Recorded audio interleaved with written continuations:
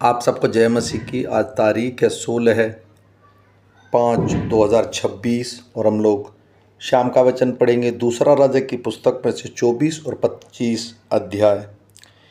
उसके दिनों में बेबीलोन के राजा नबूकदनेस्सर ने चढ़ाई की और यहोयाकीम 3 वर्ष तक उसके अधीन रहा। तब उसने फिरकर उससे विद्रोह किया। तब यहोवा ने उसके विद्रोह और यहूदा को नष्ट करने के लिए कसीदियों, अरामियों, मोआबियों और अम्मोनियों के दल भेजे। यह यहोवा के उस वचन के अनुसार हुआ जो उसने अपने दास भविष्यवक्ताओं के द्वारा कहा था।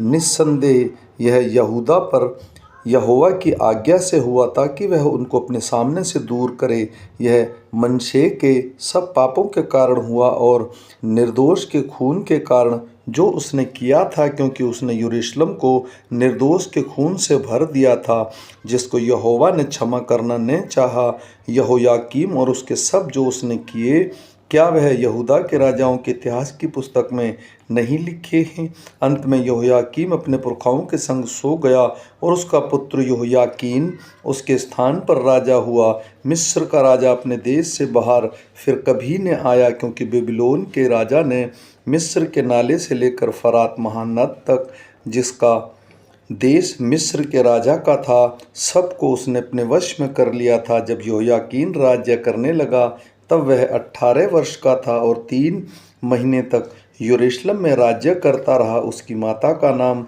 नहुशता था, जो यरूशलेम के एलकातान की बेटी थी। उसने ठीक अपने पिता के समान वही किया जो यहोवा की दृष्टि में बुरा है।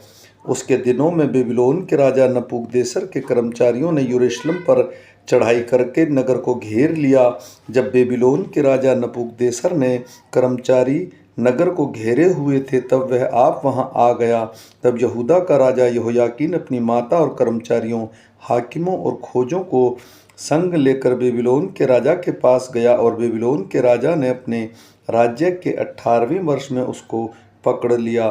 तब उसने यहोवा के भवन में और राजभवन में रखा हुआ पूरा धन वहां से निकाल लिया, और सोने के जो पात्र इज़राइल के राजा सुलेमान ने बनाकर यहोवा के मंदिर में रखे थे, उन सबों को उसने टुकड़े टुकड़े कर डाला, जैसा कि यहोवा ने कहा था।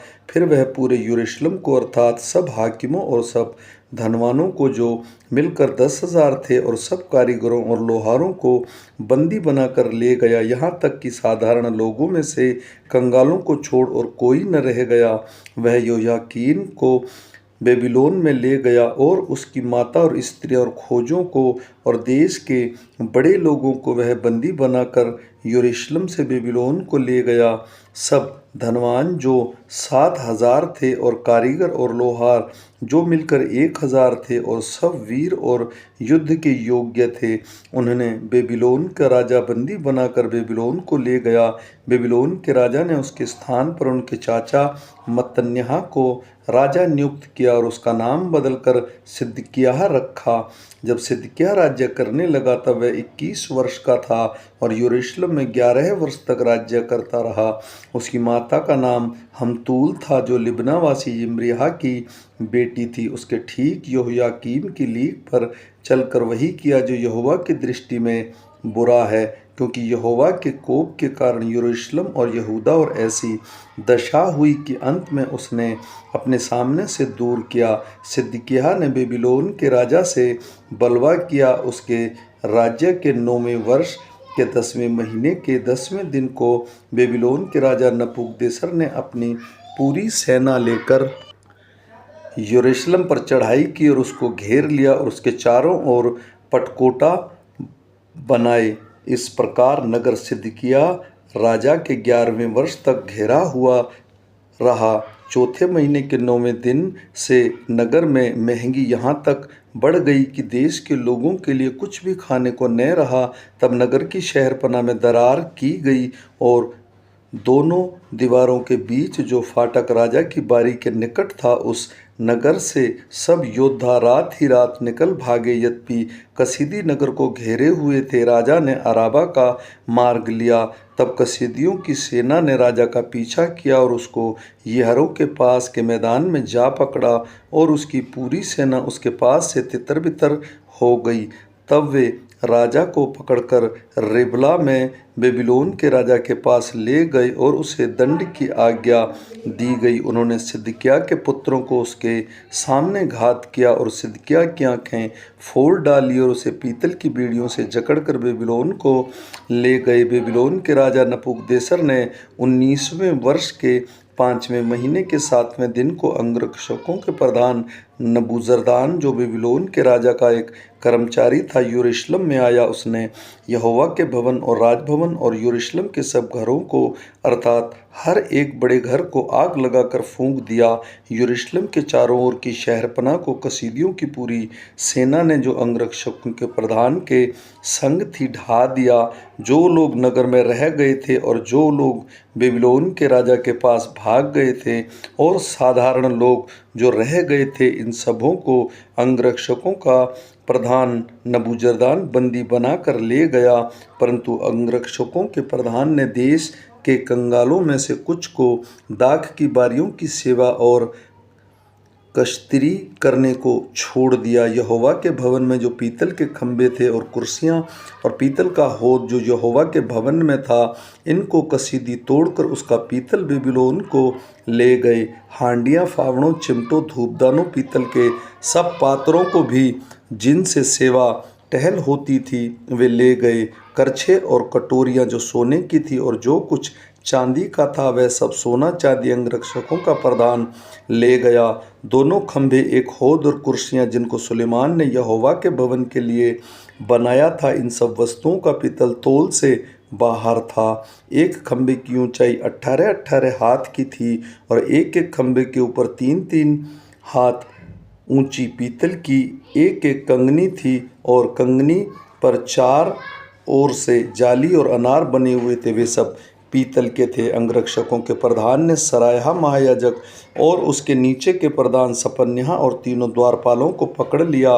नगर में से उसने एक हाकिम को पकड़ा जो योद्धाओं के ऊपर था और जो पुरुष राजा के सम्मुख रहा करते थे, उनमें से 5 जन जो नगर में मिले और सेनापति का मुंशी जो लोगों की सेना में भर्ती किया करता था, और लोगों में से 60 पुरुष जो नगर में मिले।